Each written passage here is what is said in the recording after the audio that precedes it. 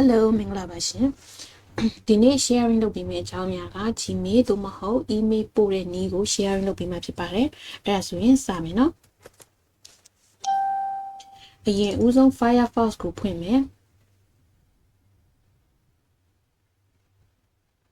Firefox ကိုဖွင့်ပြီးတာနဲ့ဒီ Google ရဲ့ search မှာ Gmail လို့ရိုက်ရှာလို့လည်းရတယ်ကိုသုံးနေကြလက်စာရှိလို့ရှိရင်ဒီ Gmail ကိုနှိပ်လိုက်လည်းရတယ်နော်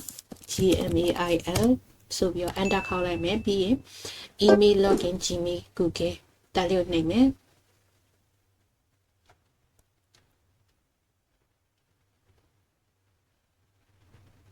Okay အကယ်၍မိမိမှာက Gmail ကတစ်ခေါက်နဲ့ရှိတာဆိုလို့ရှိရင်တော့okay ပေါ့နော် compose ဆိုတဲ့အရာလေးကိုနှိပ်မယ်နှိပ်ပြီးလို့ရှိရင်ဒီကနေမို့ပြီးတော့ပို့သွားလို့ရမယ်ပေါ့နော်အခုဒီမှာကစမ်းပြမှာကရောက်တော့တခြားအကောင့်နဲ့စမ်းပြမှာပေါ့နော်မိမိမှာ Gmail အကောင့်ကတစ်ကောင့်ထပ်ပို့ပြီးရှိနေတယ်နှစ်ကောင့်သို့မဟုတ်သုံးကောင့်ရှိနေတယ်ဆိုလို့ရှိရင်ဒီမှာရှိတယ်ပေါ့နော် profile ပုံလေးရှိတယ်အဲ့ဒီကနေမို့ပြီးတော့ကိုယ့်ရဲ့အကောင့်ကိုချိန်လို့ရတယ်ပေါ့နော်ဒီမှာရောက်တော့ဒီအကောင့်နဲ့ပို့ပေးမှာပေါ့နော်စမ်းပြပေးမှာပါခဏဆောင်ပါနော်Okay ဒါဆိုလို့ရှိရင်ရပြီပေါ့နော်ရပြီဆိုလို့ရှိရင်အဓိကGmail ပို့ရမယ်Gmail ပို့ရမယ်အဆင့်ကိုအရင်သွားမယ်နော် Gmail ပို့မယ်ဆိုလို့ရှိရင်ဒီမှာ compose ကိုရှိတယ် compose ကိုနှိပ်မယ်ခဏနော်ဒီမှာ loading လက်နေလို့ Okay ရပြီဆိုတဲ့အချိန်မှာဒီ box နဲ့ပတ်သက်ပြီးပြောမယ်ဆိုရင်ဒီ box ကအခုမြင်နေရတာကကျင်းနေတယ်ပေါ့နော်အကယ်၍ကိုကချဲ့ခြင်းနေဆိုရင်ဒီမြားလေးကိုနှိပ် full screen ဆိုတာကိုပေါ်မယ်အကယ်၍ဒါလေးကိုကတခြားလို့ရှိနေလို့ minimize လုပ်ထားခြင်းဒါလေးကိုနှိပ်မယ်နော်ဒီ minimize လုပ်တာကနေပြန်ပြီးတော့ပေါ်မယ်ဆိုရင်တော့ဒီမှာဒါလေးကိုနှိပ်မယ်နော်ကဲအခုတော့ဒီနေရာကနေပြီးတော့ပြောကြမယ်နော်ဒီမှာကိုပို့ခြင်းတဲ့လူရဲ့ address ကိုရိုက်ထည့်မယ်နော်အေးငိမ့်ဒီမှာဆိုလို့ရှိရင်ငါရောက်တော့1800စီကိုရင်ပို့ပြီးမယ်ဒါဆိုလို့ရှိရင်ကိုပို့ခြင်းတဲ့လူပေါ့နော်အဓိကလူပေါ့ Okay လာပြီ CC နဲ့ BCC CC မှာရောက်တော့ CC ဆိုတာကရောက်တော့ carbon copy ကိုခေါ်တာ BCC ဆိုတာကရောက်တော့ blind carbon copy လို့ခေါ်တယ် CC နဲ့ BCC ရဲ့ကွာခြားချက်ကဘာလဲဆိုလို့ရှိရင် CCD အနည်းဆုံးmail address 5ခုအထိကိုအနည်းဆုံးပေါ့ mail address 5ခုအထိ CC ခံပြီးတော့ပို့လို့ရတယ် CC ခံတာနဲ့ BCC နဲ့ကပါကွာလဲဆိုလို့ရှိရင်ကရောက်တော့ CC ခံပြီးတော့ဥပမာ9ယောက်ပို့လိုက်တယ်ပေါ့နော် CC မှာ mail address 5ခုပို့လိုက်တယ်နောက်ထပ်ဒီမှာ2မှာတစ်ခုဆိုလို့ရှိရင်စုစုပေါင်း mail address 6ခုပေါ့နော်အဲ့ဒီ6ယောက်စလုံးဒီဘယ်သူစီကိုပို့လိုက်တယ်ဆိုတာကို CC ခံတဲ့အတွက်ကြောင့်မို့လို့အဲ့ဒီ6ယောက်စလုံးဒီတယောက်နဲ့တယောက်မေးလက်ခံရရှိတဲ့သူတွေဒီတယောက်နဲ့တယောက်သိတယ်ပေါ့နော်ဒါသူစီကိုလည်းပို့လိုက်တယ်နောက်ထပ်ဘသူစီကိုလည်းပို့လိုက်သေးရဲ့ဆိုတာအဲ့ဒီ6ယောက်လုံးကမြင်ရတယ်ဥပမာ BCC နဲ့ခံပြီးပို့လိုက်တယ်ဆိုလို့ရှိရင်တော့အဲ့ဒီမေးကိုလက်ခံရရှိတဲ့6ယောက်စလုံးပေါ့နော် CC မှာလက်ခံရရှိတဲ့9ယောက်နောက်ပြီးလို့ရှိရင်2မှာ1ယောက်နဲ့ဆိုရင်6ယောက်အဲ့ဒီ6ယောက်စလုံးကဒီ BCC မှာခံပြီးတော့ BCC ခံပြီးပို့လိုက်တဲ့မေးလိပ်စာကိုတော့သူတို့တွေကမြင်ရမှာမဟုတ်ဘူး BCC ခံပြီးပို့လိုက်တယ်ဆိုလို့ရှိရင်ဘယ်သူစီကိုပို့လိုက်တယ်ဆိုတာကိုကကြံတဲ့6ယောက်လုံးကဆိုလို့ရှိရင်မြင်ရမှာမဟုတ်ဘူးပေါ့နော်2မှာခံပြီးတော့ပို့လိုက်တဲ့ address mail address function ကလည်းမမြင်ရတယ်လို့ CC ခံပြီးပို့လိုက်တဲ့ other 6ကျန်တဲ့9ယောက်ပေါ့နော်အဲ့ဒီ9ယောက်ကလည်းဒီ BCC ခံပြီးတော့ပို့လိုက်တဲ့တယောက်ကိုဆိုလို့ရှိရင်မြင်ရမှာမဟုတ်ဘူးပေါ့နော်ဒါလေးကိုပြောချင်တာပါကဲဒါဆိုလို့ရှိရင် CC နဲ့ BCC အကြောင်းကိုရှင်းပြပြီးသွားပြီနော် CC မှာဒီနေရာမှာကတော့ mail address ကိုဆိုလို့ရှိရင်တစ်ခုတည်းကိုပဲထည့်ပေးလိုက်မယ်ပေါ့နော်ဒီမှာ103နဲ့ထည့်ပေးမယ်နောက်ထပ် BCC ပေါ့နော် BCC က BCC ကိုဆိုလို့ရှိရင်ဒီမှာ1015နဲ့ထည့်ပေးလိုက်မယ်ပေါ့နော် Okay ဒါဆိုလို့ရှိရင်မေးဆုံးသွားပြီပေါ့နော်ဒီမှာ subject လာမယ် subject ကိုဆိုလို့ရှိရင်9ရောက်တော့ဘယ်လိုထည့်လေးရှိလဲဆိုလို့ရှိရင်9ရောက်တော့လိုရင်းတိုရှင်းထည့်တာကပို့ပြီးတော့ကောင်းမွန်တယ်ဘာလို့လဲဆိုလို့ရှိရင်ဒီမှာကြည့်ဒါဆိုလို့ရှိရင် inbox မေးပေါ့နော်ဒီကိုယ့်ရဲ့မေးပို့လိုက်တဲ့အခါမှာဆိုလို့ရှိရင် inbox ထဲကိုဝင်သွားတဲ့အခါမှာအဲ့ဒီကိုယ့်ရဲ့ subject line လေးကိုဆိုလို့ရှိရင်သူကဒီပေါ့နော်ဒီ inbox ရဲ့အချက်မှာသူကဘိုးလေးနဲ့တင်ပြီးတော့ ဒီမှာ inbox မှာကိုပို့လိုက်တဲ့လူရဲ့ inbox မှာပြတာဖြစ်တဲ့အတွက်ကြောင့်မို့လို့လူရင်းတူရှင်တွေရေးပေးတာကဒီ mail လက်ခံရရှိတဲ့သူစီကိုချက်ချင်းသူဘာကိုဆိုလဲတဲ့ဘာအကြောင်းအရာပို့တာလဲဆိုတာကိုချက်ချင်းသိရှိနိုင်တယ်ပေါ့နော်အဲ့အကြောင်းအတွက်ကြောင့်မို့လို့လူရင်းတူရှင်နေမယ်ထည့်ပြီးတော့ရေးပေးမယ်ပေါ့နော် let me apply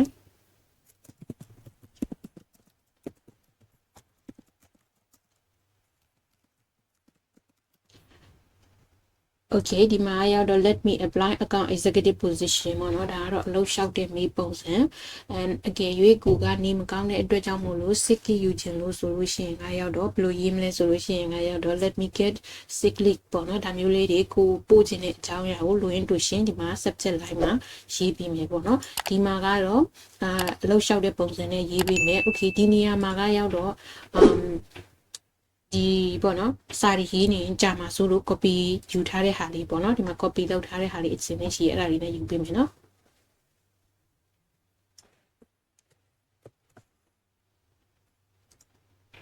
okay control v ပေါ့နော်ရပြီ okay ဒီမှာဆိုလို့ရှိရင်မေးပို့တယ်ဆိုလို့ရှိရင်ငါရောက်တော့ဒီမှာကစာပိုက်တွေကများနေတယ်ပေါ့နော်အနည်းဆုံးဆိုလို့ရှိရင်၄ပိုက်ရှိနေတယ်ပေါ့အဲ့လို၄ပိုက်လုံးပါရမယ်လို့မဆိုလို့ဘူးเนาะဥပမာကိုရေးချင်တဲ့အကြောင်းအရာကပေါ့เนาะကိုပြောချင်တဲ့အကြောင်းအရာကတပိုက်ထင်းနဲ့ပြီးတယ်ဆိုလို့ရှိရင်လေကိုကတပိုက်သေးတယ်ပဲဒီတသက်ရက်လေးရေးပြီးတဲ့ခါရောက်တော့ပို့လို့ရတယ်เนาะဒါပေမဲ့ဒီစာရီရေးတဲ့ခါမှာဆိုလို့ရှိရင်အဓိကမပါမဖြစ်ကပဲအရာလဲဆိုလို့ရှိရင်ကိုပို့ချင်တဲ့လူပုဂ္ဂိုလ်ဒါမှမဟုတ်လို့ရှိရင်ကိုပို့ချင်တဲ့အဖွဲ့အစည်းကိုဆိုလို့ရှိရင်ဒီမှာရေးပေးရမယ်ဒီက hiring manager ဒါမှမဟုတ်လို့ရှိရင်ဒီက HR team ဆိုလို့ရှိရင်လည်း HR team ပေါ့နော်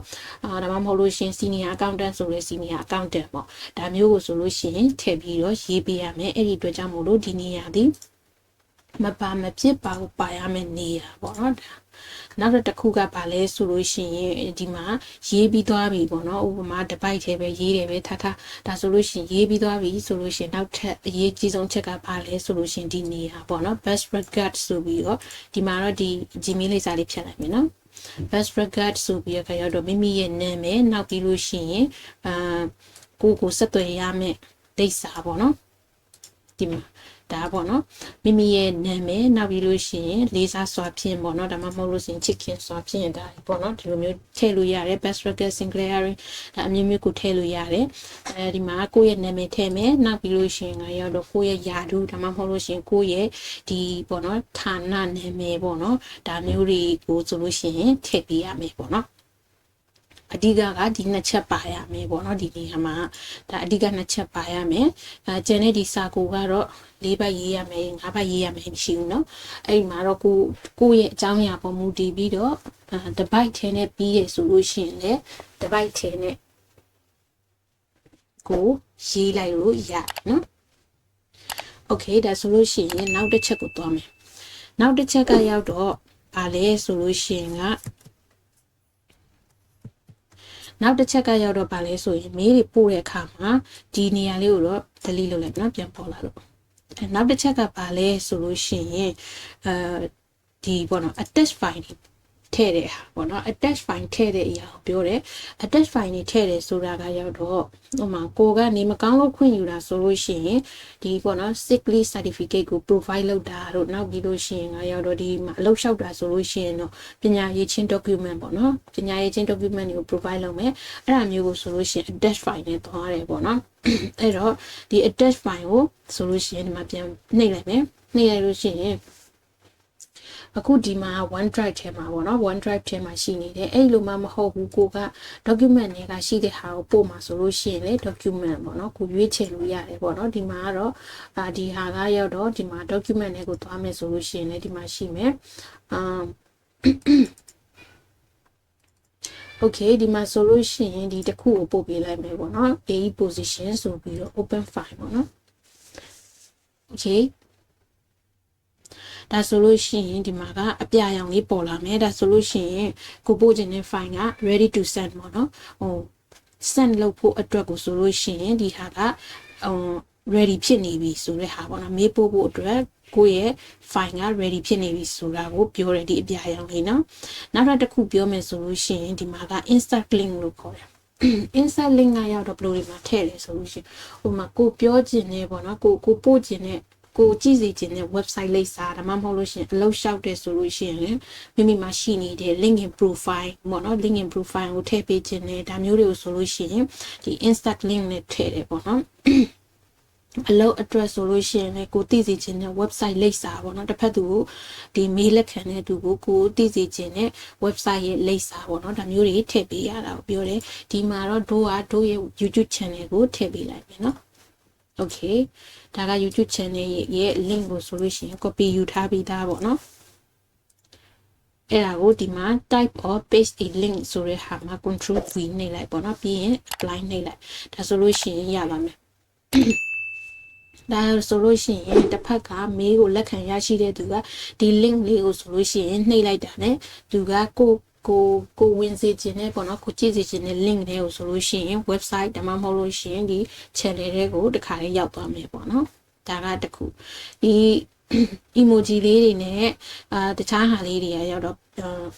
ဒီမေးပို့တဲ့ဟာရဲ့နောက်မှာရှင်းပြထားမယ်နော်အခုဟာကမေးပို့တဲ့အရာရဲ့ main point ကိုပြောထားတာပေါ့နော်အသုံးအများဆုံးဟာပေါ့Okay ဒီမှာ drive ပါမယ် drive ကရောက်တော့ဘယ်လိုနေရာမှာသုံးလဲဆိုလို့ရှိရင်ဒီ link မှာပေါ့နော်ဒီ attach file မှာပေါ့နော်တခါတလေကြာလို့ရှိရင်ကိုရီပို့မဲ့ attach file တွေမှာ file တွေကဆိုလို့ရှိရင်အရင်ကြီးနေတတ်တယ်ပေါ့နော်အဲ့ဒါဆိုလို့ရှိရင်ကရောက်တော့ဒီ attach file နဲ့ပို့လို့မရဘူးပေါ့နော် attach file နဲ့megabyte ကအရင်များနေတယ်ဆိုလို့ရှိရင် attach file နဲ့ပို့လိုက်တဲ့အခါမှာဆိုလို့ရှိရင်ဒီအဲ့ဒီကိုပို့ခြင်းတဲ့ file ကမေးနဲ့တခါတည်းပါမသွားဘဲနဲ့ပြတ်သွားတာလို့ဘာလို့ဖြစ်တတ်တယ်နော်အဲ့ဒါမျိုးဆိုလို့ရှိရင်အရောက်တော့ဒီ Google Drive နဲ့သုံးလို့ရတယ်ဒီ attach file မှာအရောက်တော့သတ်မှတ်ထားတဲ့ megabyte ကိုကျော်လွန်နေတယ်ဆိုလို့ရှိရင်အဲ့မှာ warning sign လေးပြရတယ်ပေါ့နော်အဲ့ဒါဆိုလို့ရှိရင်ကိုကဒီ using drive ဆိုတဲ့ဒီ drive နဲ့သုံးပြီးပို့မယ်ပေါ့နော်Okay ဒါဆိုလို့ရှိရင် drive နဲ့တစ်ခုထည့်မယ်ပေါ့နော်ဒီထဲမှာတော့အစုံထည့်ပြီးလိုက်မယ်နော် Okay drive နဲ့ထည့်ပြီးမယ်ဆိုလို့ရှိရင်ကရောက်တော့ဒီမှာပေါ့နော်တရားတစ်ခုထည့်ပေးလိုက်မယ် ACCA diploma ဆိုတဲ့ဟာပေါ့နော်အဲ့ဒါကိုဆိုလို့ရှိရင် add as a link ပေါ့နော်ဒါလေးနဲ့ထည့်ပေးမယ်ဒါဆိုလို့ရှိရင် ACCA diploma ဆိုတဲ့ဟာဒီမှာပါသွားပြီပေါ့နော် Okay နောက်တစ်ခုကဒါကရောက်တော့ drive ကိုသုံးတဲ့နည်းပေါ့နော်နောက်တစ်ခုဒီမှာကရောက်တော့ insert photo ဆိုတာရှိတယ်အဲ့ insert photo ကရောက်တော့ဗာလဲဆိုလို့ရှိရင်ဒီပေါ့နော်photo လေးတွေထည့်ပေးချင်တာပေါ့နော်လိုအပ်တဲ့ပုံတွေတချို့ဌာနတွေရုံးနေဆိုလို့ရှိရင်ကရောက်တော့ဒီဟွာရှိရလေဗာလေပုံတွေပို့ရတာရှိတယ်အဲ့ဒါဆိုလို့ရှိရင်အဲ့ပုံပို့မယ်ဆိုလို့ရှိရင်ကရောက်တော့ဒီမှာရှိတဲ့ image ပုံလေးပေါ့နော် insert photo ဆိုတာလေးကိုဆိုလို့ရှိရင်နှိပ်ပေးရမယ် Okay ဒီမှာဆိုလို့ရှိရင်ကိုယ့်ရဲ့ computer ထဲကနေမို့ပြီးတော့ထည့်ချင်တာဖြစ်တဲ့အတွက်ကြောင့်မလို့ upload ကိုနှိပ်ရမယ်ပြီးရင် browser ကိုနှိပ်မယ် Okay ဒီထဲမှာဆိုလို့ရှိရင်ဒီ gallery ထဲမှာပဲဖြစ်ဖြစ် OneDrive ထဲရပဲဖြစ်ဖြစ် document ထဲရပဲဖြစ်ဖြစ်ကိုရဲ့ data သိမ်းထားတဲ့ထဲကနေမို့ပြီးတော့ကိုထောက်ပြီးရွေးလို့ရတယ်နော်ဒီမှာတော့ဒီပုံလေးကိုထည့်ပေးလိုက်မယ်နော် open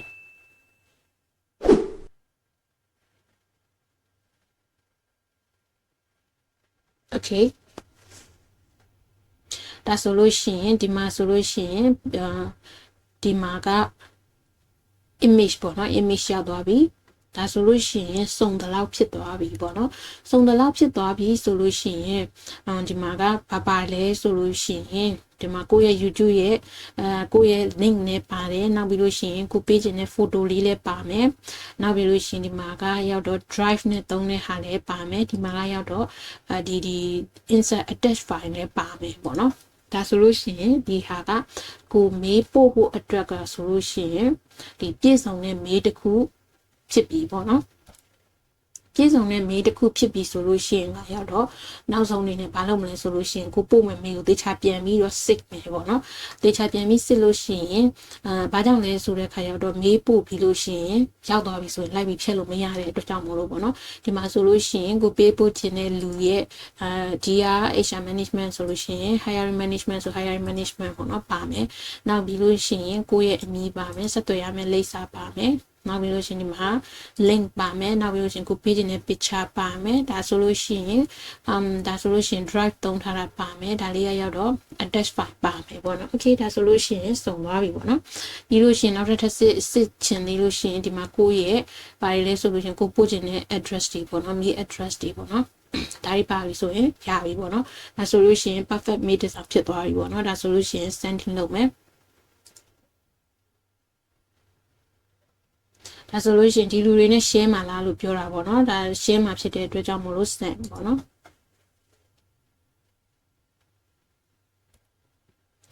โอเคအကယ်၍ကိုကမပို့ချင်ဘူးဆိုရင်ဒီမှာ undo ဆိုတာလေးရှိရနော်အဲ့ undo လေးကိုနှိပ်လိုက်လို့ရတယ်အဲ့ဒီ undo ကရောက်တော့ဒီသတ်မှတ်ထားတဲ့ second အတွင်းမှာ undo ကပေါ်တာနော်ဥပမာ5 second ဆိုရင်5 second ပေါ့နော်အဲ့လိုမှမဟုတ်ဘူး10 second အောက်ကိုထားထားရဆိုလို့ရှိရင်တော့10 second ပေါ့နော်အဲ့မဲ့ဒါဆိုလို့ရှိရင် view message ရနေပြီးတော့လည်းကြည့်လို့ရတယ်နောက်ပြီးတော့ကိုပို့လိုက်တဲ့ပေါ့နော်ကိုပို့လိုက်တဲ့ဒီ mail ကိုပေါ့နော်ဘယ်ထည့်ကနေကြည့်မလဲဆိုရင်ဒီ send နဲ့ကနေပုံလို့ကြည့်လို့ရတယ်ဒီမှာဒီဟာကဒီမှာ6နာရီနဲ့မှ40ခွန်ပေါ့နော်အဲ့ဒီ6နာရီ40ခွန်မှာဆိုလို့ရှိရင်ကိုရီပို့ခဲ့တဲ့ mail ပေါ့နော်ဒီမှာ6နာရီ40ခွန်ဆိုပြီးရှိတယ်ဒါကအခုဒီပေါ့နော်ဒီ ငိမ့်ခွန်333ခွန်ပေါ့နော်ဒီခွန်333ခွန်ဆိုတဲ့အကောင့်ကနေမှပို့လိုက်တာကိုပို့လိုက်တဲ့ mail ဒီဟာဒီမှာဆိုလို့ရှိရင်ကိုရဲ့ best regards miss ငိမ့်ပေါ့နော်ဒါမျိုးတွေပါမယ်ကိုစွန်းတော့ပို့လိုက်တဲ့ဟာတွေပေါ့နော်ဒီမှာဒါဆိုလို့ရှိရင်စုံပြီပေါ့နော်โอเคဒါဆိုလို့ရှိရင်တစ်ဖက်မှာပေါ့နော်မေးရောက်လာဆိုတဲ့အရာကိုဆိုလို့ရှိရင်ကြည့်ပြမယ်နော်ပို့လိုက်တာကဒီမှာငိမ့်1800စီကိုပို့လိုက်တယ်ပေါ့နော်နောက်ပြီးလို့ရှိရင်103စီကိုလည်းပို့လိုက်တယ်အဲ့ဒါဆိုလို့ရှိရင်1800ကတော့ဒီမှာပေါ့နော်1800ကိုတွားကြည့်မယ်ဆိုရင်ဒီမှာ18နာရီ49 48ဆိုဒီ6နာရီ48ကိုပြောထားတာเนาะဒီနာရီရောက်တော့အဲ့မှာဒီမှာကြည့်ဒီမှာ subject နေရာလေးကိုဆိုလို့ရှိရင်သူကဘိုးလေးနဲ့ဘိုးတင်ပြီးတဲ့ခါရောက်တော့ဒီမှာဝင်နေပေါ့နော် let me apply account executive position ဆိုတာလေးပေါ့နော်ဒါဆိုလို့ရှိရင်ဘိုးတင်ထားတဲ့ဟာလေးနဲ့ဆိုလို့ရှိရင်ဒါကကိုမေးလက်ခံရရှိတဲ့သူကလွယ်သိနိုင်တယ်ပေါ့နော်ဒါ inbox ထဲမှာမဟုတ် inbox ထဲမှာပါဒါလေးကိုဒီမှာဖွင့်ကြည့်လိုက်မယ်တယ်မှာနော်ဒီရ hiring manager ဆိုပြီးရခါရောက်တော့ဒီမှာအားလုံးပါတယ်နော်နောက်တစ်ခုကရောက်တော့ okay ဒါကရောက်တော့ဒီ1800ကရောက်တော့ဒီတို့တင်ပေးလိုက်တဲ့ main ပေါ့နော်ဒီမှာကြည့်မယ်နော်1800ဒီမှာ1800စီကိုပို့လိုက်တယ်ဆိုပြီးတော့ CC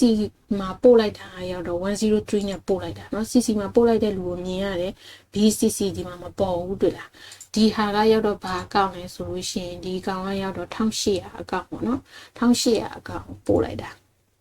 1800ကိုပို့လိုက်တာဘယ်ကနေလဲဆိုရင်ခွန်တော်ညတညာခွန်ကနေပြီးတော့ပို့လိုက်တဲ့ဥစ္စာဒီမှာ CC မှာဆိုလို့ရှိရင်103ကိုမြင်ရတယ်စောစောတော့မေးတွေပို့လိုက်တာဒီအားလုံးပေါင်းကိုပို့လိုက်တာဒီ3ဆောင်ပေါ့เนาะဒါပေမဲ့ဒီမှာပေါ်တာဒီ2မှာတစ်ခုရဲ့ CC မှာတစ်ခုရဲ့ဆိုပြီးတော့2ခုကျန်တဲ့မေးလိပ်စာ3ခုပေါ့နော်3ခုမြောက်မှာတော့ BCC ချန်ပြီးပို့လိုက်တဲ့မေးကိုတော့မြင်လို့မရဘူးပေါ့နော်အဲ့ဒီမေးကရောက်တော့ဒီ laptop ထဲမှာဝင်ထားတာမဟုတ်တဲ့အတွက်ကြောင့်မို့လို့မပူဝင်ပြတော့ဘူးပေါ့နော်ဖုန်းထဲမှာဝင်ထားတာဖြစ်တဲ့အတွက်ကြောင့်မို့လို့အကယ်၍ BCC မှာသွားပြီးတော့ပေါ်တယ်ဆိုလို့ရှိရင်တော့အဲ့ဒီမှာတော့ BCC ခံမိမယ်တခြားနောက်ထပ် BCC ခံလိုက်တဲ့ mail address မှာ mail ဝင်နေတာရှိပါတယ်နော် okay ဒါဆိုလို့ရှိရင်တစ်ခုပေါ့နော်တစ်ခုရမယ်ဒီမှာကရောက်တော့ဒီမှာ103နဲ့ဒါဝင်ပြမယ်ပေါ့နော်ခဏဆောင်ပါနော်ဒီမှာဒါ103ပေါ့နော်ဒါ103မှာဆို inbox ထဲမှာဆိုလို့ရှိရင်ဒါဝင်နေပေါ့နော်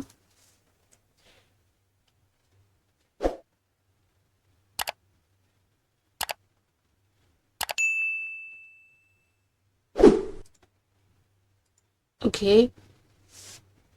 ဒါ103ဆိုလို့ရှိရင် okay ဒါဆိုလို့ရှိရင်မေးပို့တာတော့ပို့တတ်ပြီဒါဆိုလို့ရှိရင် reply လုပ်မယ်ဘယ်လို reply လုပ်ရမလဲဆိုလို့ရှိရင်မေးပို့တာကို reply လုပ်မှာเนาะမေးပို့တာကို reply လုပ်တာကရောက်တော့ sorry ဒီမှာเนาะဒီမှာကဒီ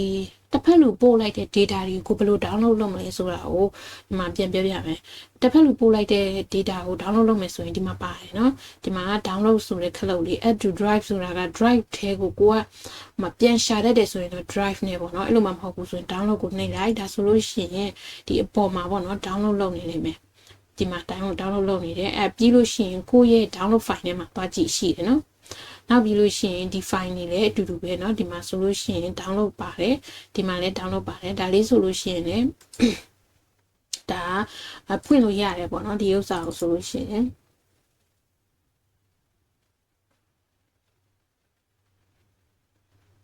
ခဏဆောင်ပါเนาะ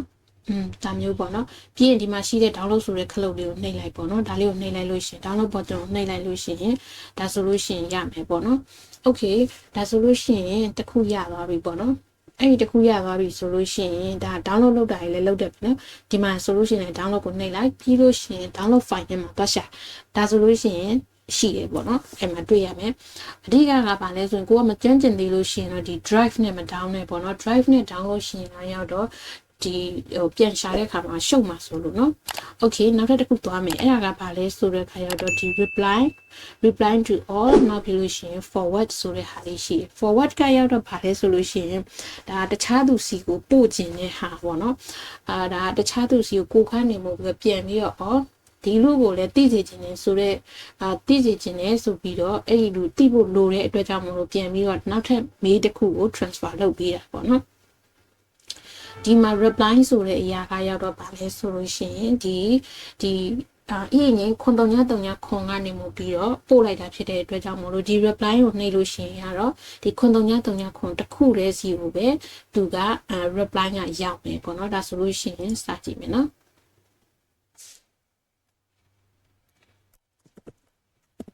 okay I will let you know ပေါ့နော်ဒီထက်အတိုင်းပဲရေးလိုက်မယ်နော် I will let you know ပေါ့နော်ဒါမျိုးဆိုလို့ရှိရင် send ကိုပို့လိုက်မယ်ဒါဆိုလို့ရှိရင်အဲ့ဒီအင်းငင်းခွန်တုံညခွန်စီကိုပဲရောက်တာနော်ဒီမှာရောက်တော့အကယ်၍ဒီဘေးနားမှာဆော့ဆော့ရှိတယ်ပေါ့နော်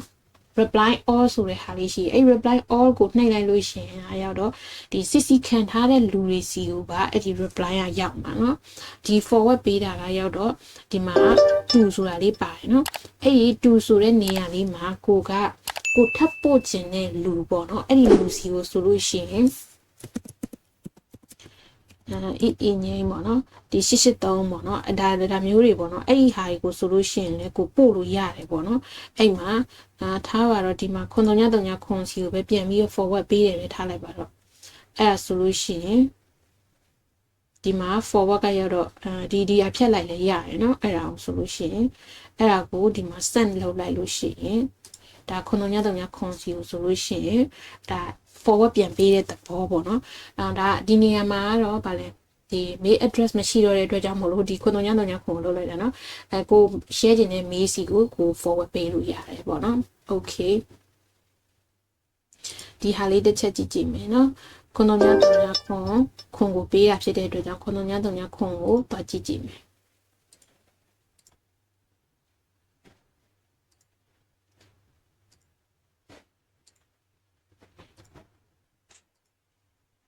inbox ပေါ့နော်ဒီမှာသူကဗာလဲဆိုလို့ရှိရင်ဒီမှာပြန်လာတဲ့ဟာပေါ့နော် okay I will let you know ဆိုတဲ့ဥစ္စာလေးပေါ့နော်ဒါလေးပြန်လာတယ်ပေါ့နော်ဒါပြန်စာပေါ့နော် okay I will let you know ဆိုတဲ့ဟာလေးကိုပြန်လာတယ်ဒါဆိုလို့ရှိရင်ငါရောက်တော့ဒီမေးပို့တာနဲ့ပတ်သက်ပြီးပေါ့နော်မေးပို့တာနောက်ပြီးလို့ရှိရင်မေးကို reply လုပ်တာနဲ့ပတ်သက်ပြီးတော့ဆိုလို့ရှိရင်ဒါပြည့်စုံသွားပြီပေါ့နော်ကိုကမေးပို့မယ်နောက်တစ်ခါကိုကရောက်လာတဲ့မေးကိုဆိုလို့ရှိရင်ကိုဘက်ကနေပြီး reply လုပ်မယ်နောက်ပြီးလို့ရှိရင်ရောက်လာတဲ့မေးတွေကနေမှုပြီးတော့ data တွေကိုဆိုလို့ရှိရင်ဘယ်လို download လုပ်မလဲဆိုတာကိုဆိုလို့ရှိရင် share လုပ်ပေးခဲ့တာပါဒီ sharing ကရောက်တော့ဒီလောက်ဆိုလို့ရှိရင်ပြည့်စုံလုံလောက်သွားပြီပေါ့နော်နောက်ထပ်ကရောက်တော့နောက်ထပ်ဗီဒီယိုမှာဘာတွေလာမလဲဆိုလို့ရှိရင်ဒီ tab တွေရဲ့အကြောင်းတွေနောက်ပြီးလို့ရှိရင်ဒီပေါ့နော်ဒီမှာဆိုလို့ရှိရင်ဒီ setting ပြင်တဲ့ပုံစံတွေဒါမျိုးတွေကိုဆိုလို့ရှိရင်ဒီဟာလေးတွေပေါ့နော်ဒါတွေကိုဆိုလို့ရှိရင်ရှင်းပြသွားမှာပါအကယ်၍ဒီအကြောင်းအရာတွေကိုသိချင်တယ်ဆိုလို့ရှိရင်တော့နောက်ထပ် ဗီဒီယိုမှာပြန်ပြီးတော့ဆုံကြမယ်နော် Okay အားလုံးပဲဗီဒီယိုအဆုံးထိလာရောက်ကြည့်ရှုပေးကြတဲ့တကယ်ချင်းများအားလုံးကိုကျေးဇူးအထူးတင်ရှိပါတယ်နောက်လာမယ့်ဗီဒီယိုတွေမှာလည်းဆက်လက်ပြီးတော့ကြည့်ရှုပေးကြပါအောင်လို့တောင်းဆိုချင်ပါတယ်အားလုံးကျေးဇူးတင်ပါတယ်ရှင်